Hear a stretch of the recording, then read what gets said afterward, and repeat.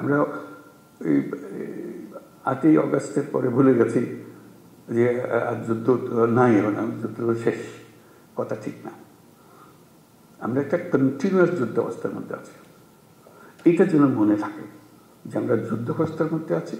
এই যুদ্ধ অবস্থার থেকে আমাকে জয় হয়ে ফিরে আসতে হবে, বের হয়ে আসতে হবে। এই যুদ্ধটা কীভাবে হয়? পরিষ্কার, লোকের সুযোগ গ্রহণ করে, যারা পরাজিত শক্তি তারা সুযোগ গ্রহণ করে একটা উস্কিয়ে দেবে, একটা কিছু গোলমাল পাকিয়ে দেবে, এবং প্রথম নজর আসবে পুলিশের নজর।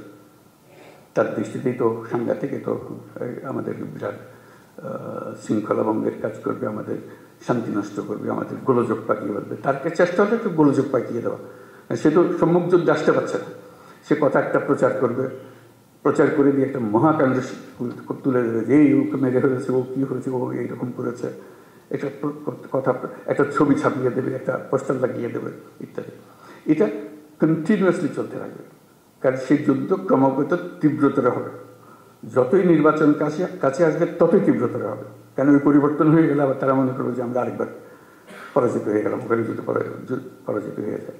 কাজে সেই এটা তীব্রতর করতেই থাকবে। ওইখানেও ফ্রন্ট ফোর্স হলো পুলিশ বাহিনী, নজরে রাখা এবং সবার দিকে খেয়াল রাখা। কাউকে সন্দেহ করেছি তার মানে এই নয় যে তাকে এখনই আমাকে কারাগারে নিয়ে, তা না। সেও দেশের নাগরিক, কাজে দেশের নাগরিক হিসাবে তার অধিকার আছে যদি নাগরিক হিসাবে থাকে। আর যদি দোষ করে থাকে তার উপর নজর রাখবে, দোষ করা মাত্র যেন আমি তার ধরে রাখতে পারি, যেটা আমাদের নিরাপত্তা বিঘ্নিত করছে, আমার আইন ভঙ্গ করছে ইত্যাদি ইত্যাদি যেগুলো আছে। কাজে যেটা আমার আন্ডারলাইন করার কথা যে আমরা যুদ্ধাবস্থার মধ্যে আছে, এই যুদ্ধাবস্থা চলতে থাকবে, বিশেষ করে ইন্টেন্সিফাই হবে, ক্রমাগতভাবে এটা ঘনীভূত হবে। এই মেঘ আস্তে আস্তে কালো মেঘ, কাল থেকে আরও প্রচণ্ড বেগের মেঘ, ঘূর্ণিঝড় ইত্যাদি হতে থাকবে। আমরা যদি সতর্ক থাকি তাহলে এটাকে আর বাড়ার সুযোগ দেওয়ার দরকার হবে না। এই প্রসঙ্গে দেখা যাবে যে অনেক অপপ্রচার, এগুলো তোমরা পরিচিত সব অপপ্রচার যে হয়, অপপ্রচারের একটা মহা কারখানা আছে। নিত্য নতুনভাবে অপপ্রচার হবে, তোমাকেও কনফিউজ করে ফেলবে যে আসল কথা তুই বুঝতে পারতেছেন এটা কী হইতেছে। কাজে সেটার থেকে বাঁচা, এই অপপ্রচার থেকে বাঁচা। অপপ্রচারে কোনো একটা সূত্রপাত হলে তোমার এলাকায় যদি হয়, সঙ্গে সঙ্গে এটা রিপোর্ট করা যে এখানে একটা অপপ্রচার চলছে, এটাকে শিগগিরই এটাকে পরিষ্কার করে ধরতে হবে, লোকে যেন ভুল ধারণার মধ্যে না থাকে। নড়াচড়া ইত্যাদি, কারাই অপপ্রচার করছে, কারাই ফ্যাক্টরি বানিয়েছে, কোথায় বানিয়েছে, কারণ তাদের এন্ট্রান্স সর্বত্র, যেহেতু তাদের হাতে বিশাল অঙ্কের টাকা আছে, কি পরিমাণ টাকা আছে সেটা পত্রিকায় তোমরা দেখতেছো। ওইটার থেকে ওই যুদ্ধটা আমাদের জয় করতে, আমরা এই যুদ্ধকে উঠতে দেবো না এটা। আর আমাদের জগৎকে আমরা যে নতুন বাংলাদেশ গড়তে চাই, সেই নতুন বাংলাদেশ দিকে আমরা অগ্রসর হব। এটা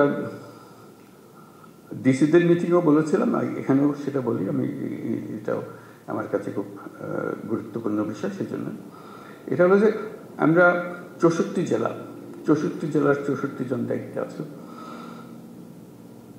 64 জন তো একরকম না, একটা হলো যে ব্যক্তিগতভাবে একরকম না, একটা হলো যে কেউ অ্যাক্টিভ কেউ একটু ইনঅ্যাক্টিভ, দুদিন পরে করতেছে, আজকে যেটা করার কথা কালকে বলবো, পরশু করবো, এরকম। তো সেটা যে আমরা যাচাই করবো কীভাবে, সেই জন্য স্বরাষ্ট্র মন্ত্রণালয়কে বলবো একটু খেয়াল রাখা, এটা একটা প্রক্রিয়া সৃষ্টি করা, যাতে করে উৎসাহ হয়। আমার কাজের মধ্যে একটা উৎসাহ আছে, আমি যেন ঝিমিয়ে পড়লে এটা আমাকে জাগিয়ে দেয়। আমি পারি কিন্তু একটু ঝিমিয়ে গেলে একটু চাঙ্গা করে কী করা, প্রস্তাব দিচ্ছি সেটা র্যাঙ্কিং করা। প্রতি মাসে এই 64 জেলাকে 1 থেকে 64-তে নিয়ে আসা, সবাই কে কোন স্থানে আছে। ক্লাসে এরকম হয় না যে ফার্স্ট বয় সেকেন্ড বয় হয়, ফুর্তি লাগে। আমার একেবারে লেজের গোড়ায় দিয়েছি, আমার খুব খারাপ লাগে, আমি পারি, তখন আমার একটু গোসা লাগে যে কী বলে ওই কারণে আমার উপরে যায়, আমি হচ্ছে অনেক ভালো করি। কত বলবো যে আমার জেলাটা আসলে খারাপ, আমাকে এই জন্য হয়েছে, পরে বলবে না ওরটাও তো খারাপ, ওটা তো ভালো না, ও তো আমার উপরে চলে গেছে। এই জিনিসটা করে, এটা খেলার মনোবৃত্তি থেকে, কোনো কাউকে শাস্তি দেওয়ার জন্য না, যে এটা খেলোয়াড়, যে সবাইকে জানানো হবে এই কী ক্রাইটেরিয়াতে হবে, সেই ক্রাইটেরিয়াটা তার ঠিক করে দেবেন। তোমরা জানো যে এই ক্রাইটেরিয়াতে বিচার হয় এবং প্রতি মাসে এটা তৈরি হয় 1 থেকে 64। তো আমাদের যেটা হবে, তাদের স্বরাষ্ট্র মন্ত্রণালয়কে বলবে যেটা হবে, একই ব্যক্তি বারে বারে 64-তে থেকে যায়, এটা নিয়ে এখন আমাদের সন্দেহ। আগে যে 64 ছিল 66, তারপর 63-তে চলে গেছে, তারপরে 50-এ চলে গেছে, তারপরে 32-এ চলে গেছে, সে নড়াচড়া করে। এইগুলো 64 আর নড়ে না দেখেছি, খালি ওখানেই থাকে। তাহলে তার মধ্যে একটা বেসিক প্রবলেম আছে, হয় এটা তার পারিপার্শ্বিক একটা প্রবলেম অথবা তার ব্যক্তিগত একটা প্রবলেম। সেটার দিকে নজর দেওয়া, তার একটু সাহায্য করা, যে একটু নড়াচড়া, একটু এক ধাপ উপরে ওঠো, চেষ্টা করো, উৎসাহিত করা। কেন এটা উৎসাহিত করা, ইনসেন্টিভ দেওয়ার জন্য, যে আমরা দেখালাম যে কি হলো। ওই শুধু নজর রাখা যে জায়গাতে আছে নিচের দিকে, সেই নিচের দিকে থেকে যাচ্ছে, উপর দিকে উঠতে ওঠার চেষ্টা করতেছে না বা পারতেছে না, তাহলে তাকে ট্রেনিং দিতে হবে, তাকে সাহায্য করে দিতে হবে, যাতে করে একটু উপরে উঠতে পারে। নিউ ইয়র্ক থেকে সম্প্রচারিত TVN 24 টেলিভিশন, বিশ্বজুড়ে বাঙালির কণ্ঠস্বর।